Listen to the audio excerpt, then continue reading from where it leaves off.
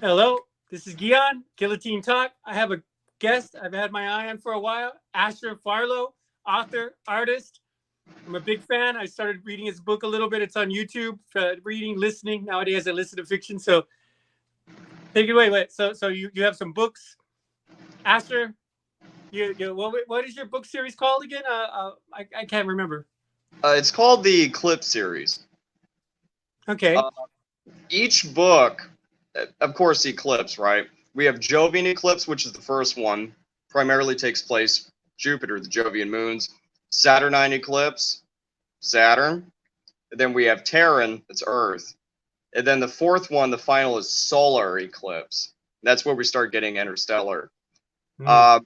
The prequel is called Cataclysm, Origin of Eclipse. Unfortunately, I couldn't fit the whole moniker of Eclipse into that.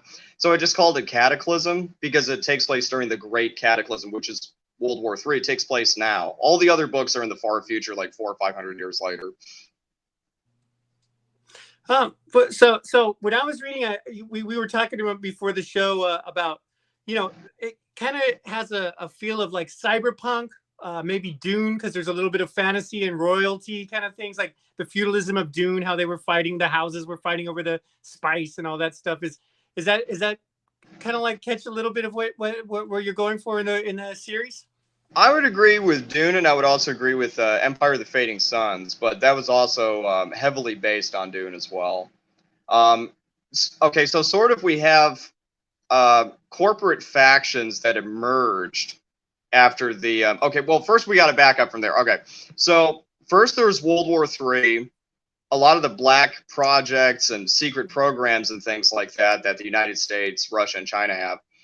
The Earth is so shrouded in sort of this Carl Sagan-esque nuclear winter. All their plans before of like staying in underground bunkers and all that, that's no longer feasible. That's not going to work. So they take these black projects and things like that and hyper accelerate them to go to these different moons and planets throughout the solar system. And unfortunately, they continue this war.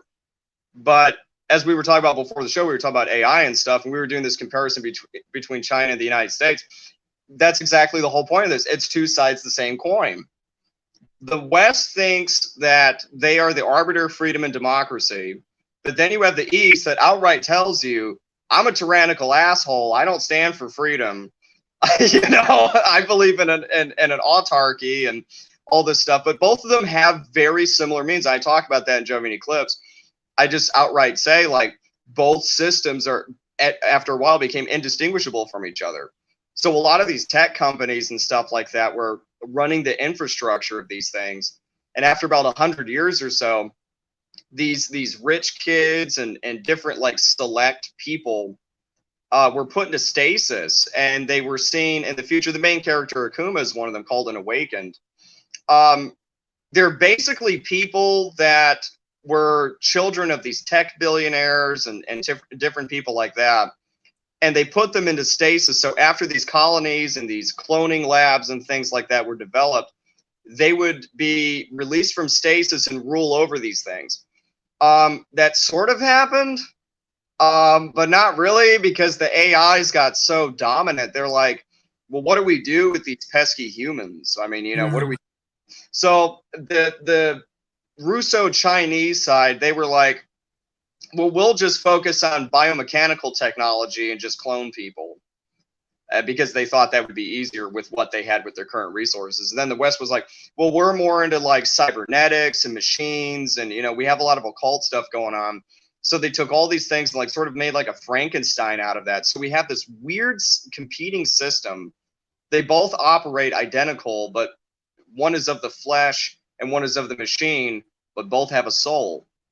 Yeah. And what it reminded me of is in the cyberpunk. I remember I read I think it was a Bruce Sterling, an Islands of the Net or something. This is back in the 80s. They had two factions. They didn't really go into so much with back then it was different too. We didn't have an idea. It was in the 80s, so we were in the middle of the Cold War and all that.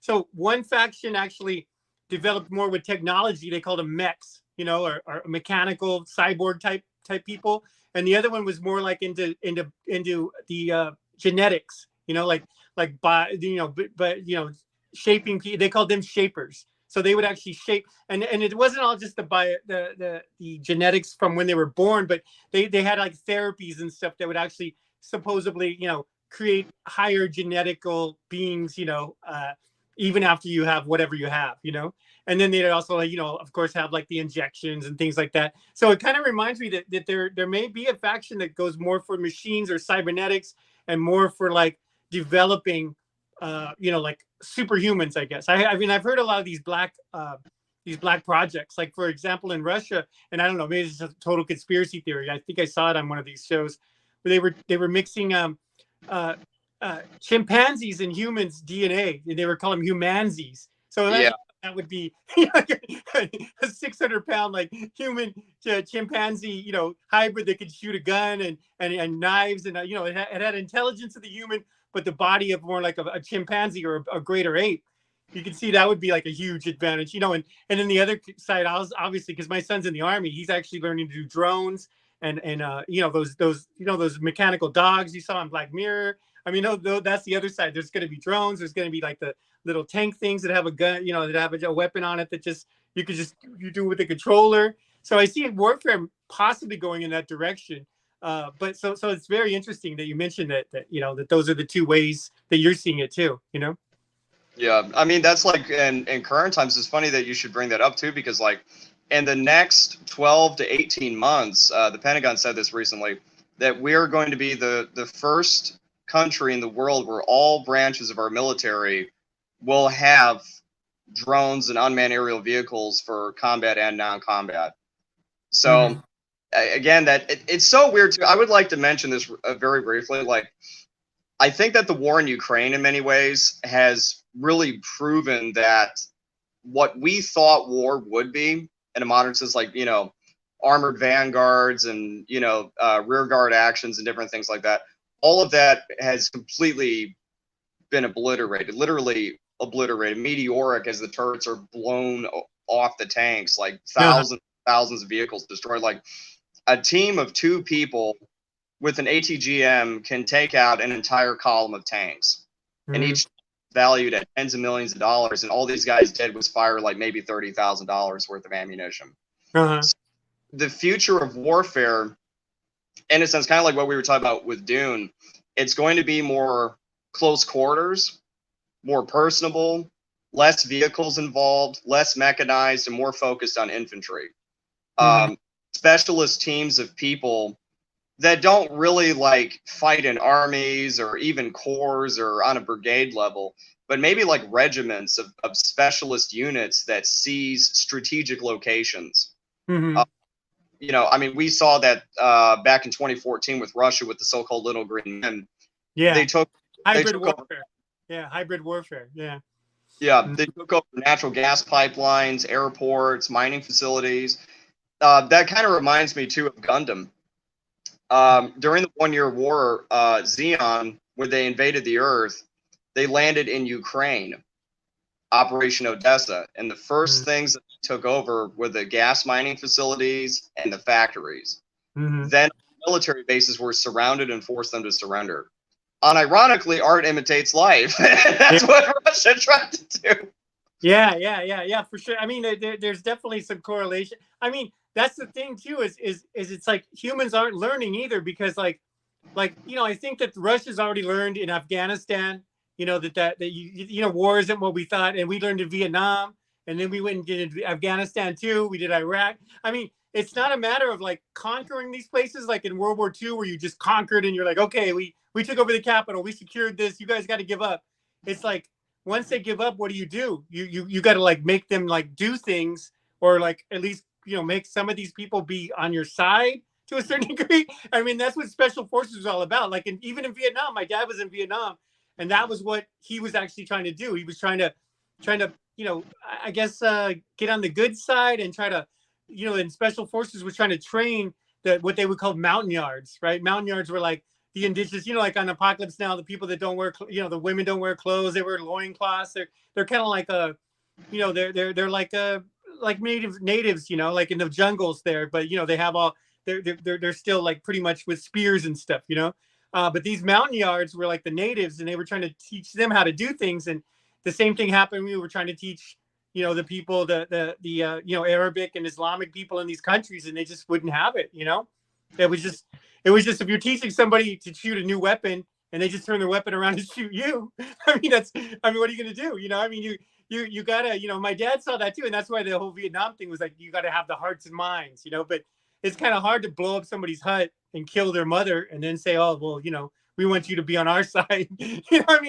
So, or you hit a drone blows the whole city up. And then you just come in with some people saying, hey, now we want to rebuild with you guys in charge. It's like, well, no, they got grudges, So, you see that through and it just kept going and going.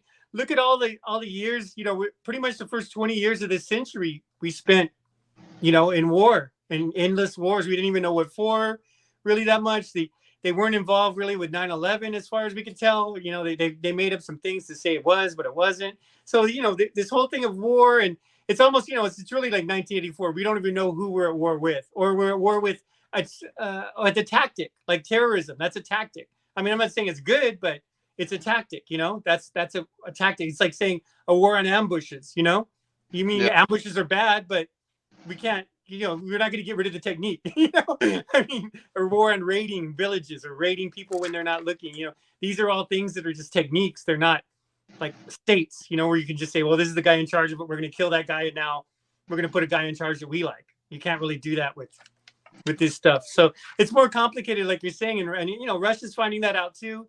They've already found it out with Afghanistan back in the 80s, I think. And we learned all these lessons, but we didn't learn the lessons because we're still in the middle of all this stuff, Yeah. And we kind of see that transitionatory period as well, because like we're at this crossroads where it's like there's so many videos and so many research papers just flowing through my head on this. Like the tank is obsolete. Like that is just insane to me. And when we look at Wagner, and this is the other thing too, the irony of this, the sick irony. I don't mean to dwell on Ukraine, but that's heavily tied into like the origin of Eclipse, because and Cataclysm. I would also like to mention this too. Shout out to Rebecca Ira. She's the one who did the cover art for all of the Eclipse books. Mm-hmm. When Rebecca was making the covers for these books, she was in what was it? Kharkiv, Ukraine. And a lot of times when she was making this artwork, she is in an active combat zone. And when the city was besieged, she was working with me on the artwork for my books. It has been a very profound experience working on these, writing about where we are right now and what's it going to be like 400 years in the future. But I would say that the closest thing to realism that I ever want to come in terms of being an author, it would be Cataclysm. That book is so dark. That is so dark. Like, I don't want to say don't read it because that'd be self-defeating, but buckle up. Buckle up, because that book is horrifying. There are so many times that I would write that. I would just like, I really need to take a break and just walk away. Dude, we're working on the audiobook for that right now. I got a guy named Tex, and he's kind of a weird dude. I met him on TikTok and stuff. He doesn't give his last name or anything. He doesn't even want to get paid for this. And we're working on the audiobook for that. This guy's voice, don't want to spoil it. This guy's voice, if you know what Vin Diesel sounds like, is Riddick. Mm-hmm. Dude is he's perfect for the role for Cataclysm. But yeah, this book is so dark, man. Like we see what's happening with Syria. Just recently, look at what's happening in West Africa. Mm-hmm.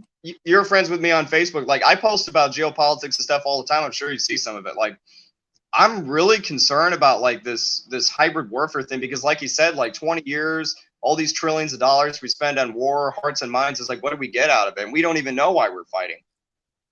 And Mike even said that. He said, like, our enemies went to school on us in Iraq. He's not wrong, because look at what's happening now. Like, we have North Korea, which is a country that can't even feed itself, and they got special forces and stuff like that right now in West Africa. They haven't been doing stuff like that since the Cold War, Yeah. Well, and Russia, I see things in Russia too. Like didn't I think Vladimir Putin said that any Nigerian. I think I heard particular Nigerians, but it could be all of West Africa. You know, I'm sure he's not discerning. If they volunteer for, you know, so many years in the military, they could become Russian citizens, which would be, I mean, to them, a lot of them would be a big deal, like almost like a U.S. citizen. I mean, I don't know, you know, you can compare U.S. and Russia, and you know, what, depending on where you are, you know, if it's free, if it's good, if it's a standard of living. But I mean, a lot of people feel they're in bad positions, and they just want to, you know, I mean that, and that brings up an interesting point too. Is you know, like in World War I and World War II, they called them world wars not because there was war all over the whole world, even though there was pockets of it here and there, but it's because you know, like they went and got like people from Senegal, you know, like it was the English Empire, you know, they had colonized all these places, and they went to like Senegal or the Ivory Coast, and they went to Africa, and they got people, you know, got some of their military to fight for them in Europe at that time. And that's why it was like world war. And that's why you see in these countries too that people will come from like Africa or you know, or somewhere in the North Africa, into France or England, and like, you know, say they're entitled to be there, and people will be like, well, no, they're not really French or English, but they're like, well, yeah, we sent people to fight your wars, so you know, that's why we were supposed to be here. You know, people don't put that together, you know, that we have like almost like, you know, like this whole, the whole world is coming a little bit like the United States, but I don't think it could ever actually do that, you know. Just we're trying to fit it in like it's a square peg into a round hole or something, you know. We're trying to like multicultural everything, you know. And these Asian countries, which, you know, for better or worse or whatever, a lot of them are very similar too, you know, like they like we were talking about Japan earlier, you know, and I don't know if it's improved there or whatever. You may know more because I know Japan's a big, but in the 80s when I had some interaction with Japanese and Korean people when I worked in tech, you know, in the 80s and 90s, it was pretty like what would you call it, homogeneous, you know. I mean, everybody was Korean or Japanese, and they didn't have a problem saying, you know, well, that person's not Japanese, so they're not as good as us, you know. I mean, it's like racism, but they don't really consider it that, you know. And maybe it's probably improved more multinationally since the 90s and 80s, because even here in the 90s and 80s, people could you would say that stuff was very racist still and stuff like that. But still, you know, these countries have that. I mean, there's a lot of there's a whole, and it's really not even the racism. I think it's just it's culturalism. It's the gangs. I mean, look at, you were mentioning Africa. You know, like everybody there, you know, pretty much looks the same. There's some people that are lighter skinned, but most people are considered like black.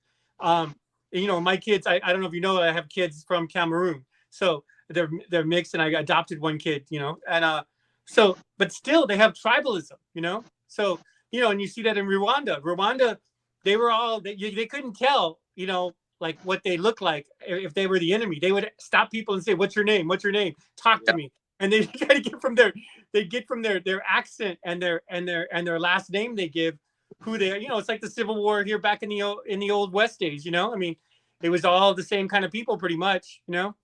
Yeah. Yeah. I mean, I have a lot of concerns for where we're headed.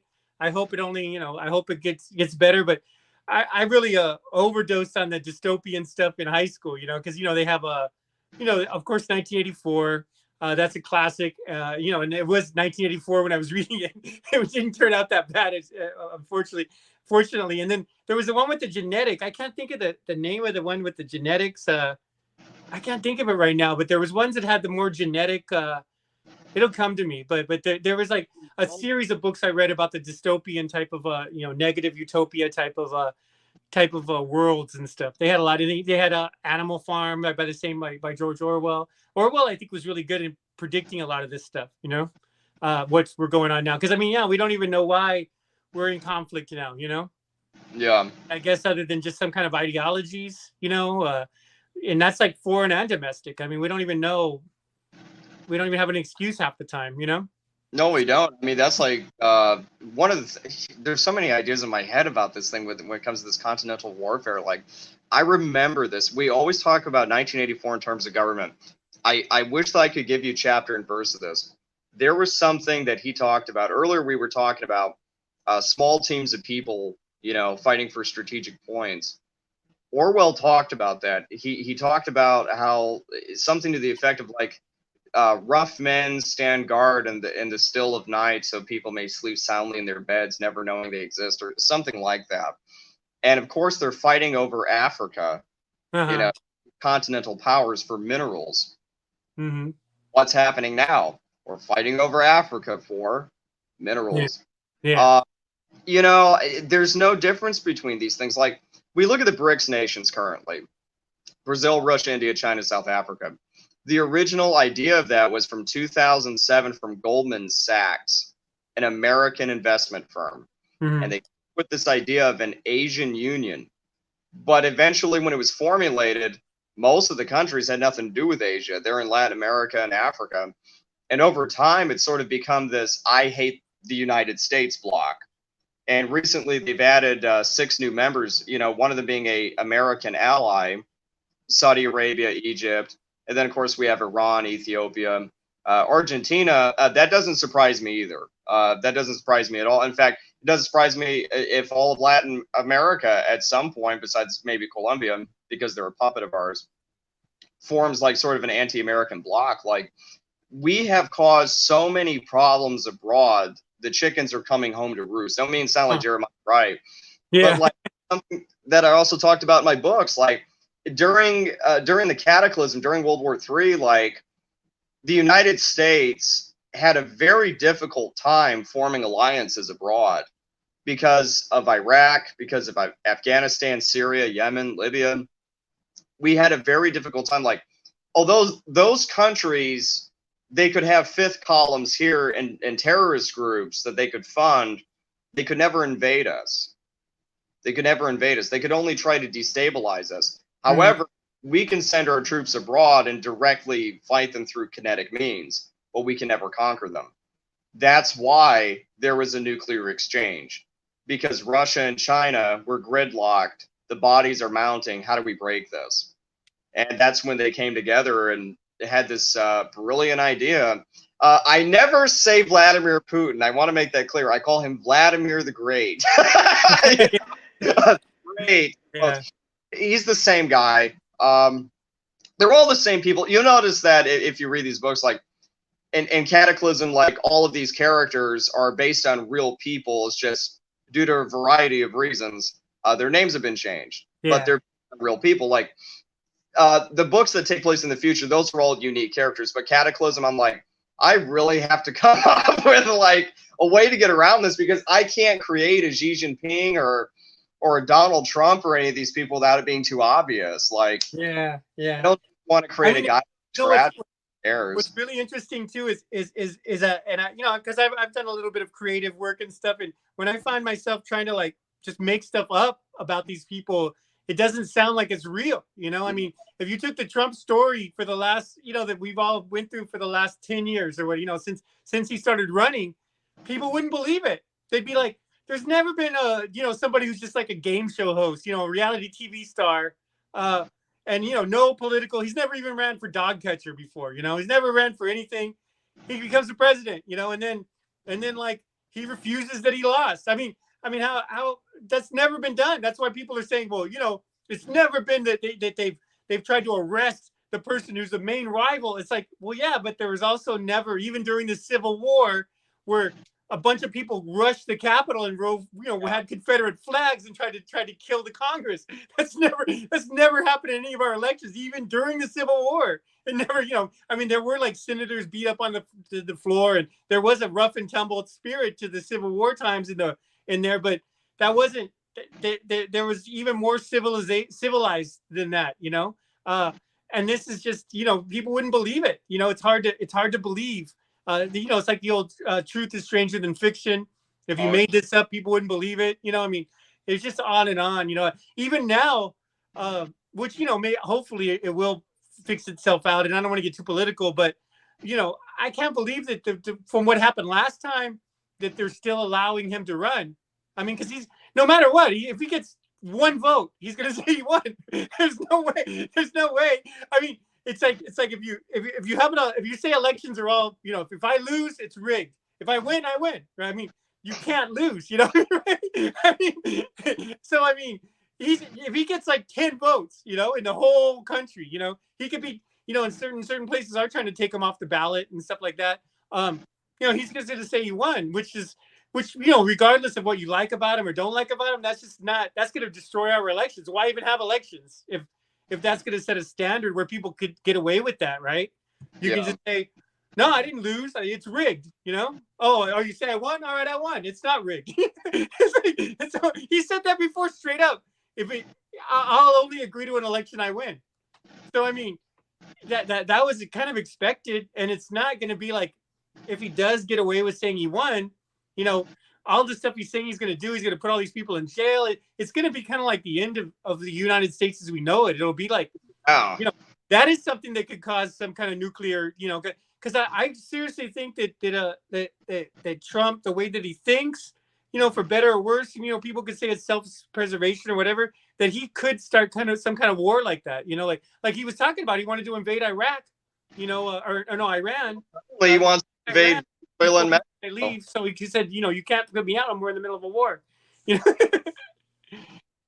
So it's scary times, but yeah, that's but I don't want to get too political. I mean, yeah, we're going towards the last 4 or 5 minutes. Is there anything you want to wrap up? I mean, I'll put all your links. I'm really interested in what you have to say and everything. We'll keep in touch. Hopefully we could do this again. Just let me know is there anything you want to lead out with how your books and, maybe give us a little bit of insight into how to deal with these. Because I'm really concerned with, making it from here to 2030. I think that there's going to be a huge thing in the U.S., I'm so glad you brought that up. That's literally what inspired me to write this. Oh, yeah. I was sitting back. This was even before the war started in Ukraine, and I was just sitting back. This was during our botched evacuation of Afghanistan. And I was sitting back, and I was thinking to myself, I'd written short stories before and things like that. And I was just kind of like, holy shit. And I was looking around. I'm like, where are we going to be in 10 years? And I started going deep into this stuff, man. Like, I did a ritual and I did some transcendental meditation and stuff like that involving Azazel. And I was shown some pretty crazy shit. There's a guy on YouTube named Behemoth X. Shout out to him. And he made a video, which, interestingly enough, over a year and a half later, was almost word per word to what I was told. Mm-hmm. This is a reshuffling of the deck. There's going to be a new global conflict, and this is all pre-planned and ordained. And that actually gave me a lot of comfort because, I mean, when I was told this stuff, I'm just like, people talk about like personal power and all this stuff. I didn't give a shit. And I just asked straight up, I'm like, okay, well, what's going to happen in the world in the future? What is all this stuff culminating to? Where are we going? And I was just told basically like, this has all happened before. And this isn't just through words, like this is through like images. And like, this was an incredible life-changing vision I had. And I'm looking at this and I'm like, this would make great fiction. But in reality, I'm also looking at it like, well, there's not really anything we can do about this stuff. And in the end, it'll work out. It's about humanity. It's not about the nation. It's about human beings at the end of the day and our quality of life. And it's about, just going into the future through time, through existence, because they're the same thing, space-time. And I'm looking at this and I'm thinking, this is such incredible inspiration to me. And I'm like, I have got to write this stuff down.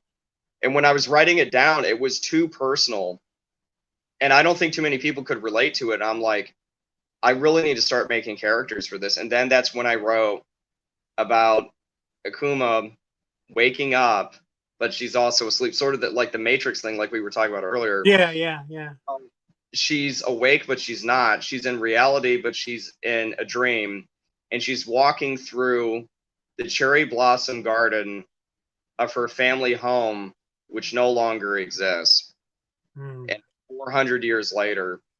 Also, the inspiration to that came from my grandfather that fought the Imperial Japanese in Okinawa. And he wrote a poem called Japanese Garden when he was deployed there. And that was huge inspiration for me writing that scene. But yeah, it's been a wild ride, man. And like I said, if anyone wants to check this series out, buckle up. Buckle up because so just to clarify, the first one at this point, only the first one is available as an audiobook on not on Audible, which I usually use, but it's just free on YouTube, right on your YouTube channel. I'm sure you'll send me the link. I'll put it in the comments below or this description. So that the first one is available for listen for free on YouTube, right? Correct.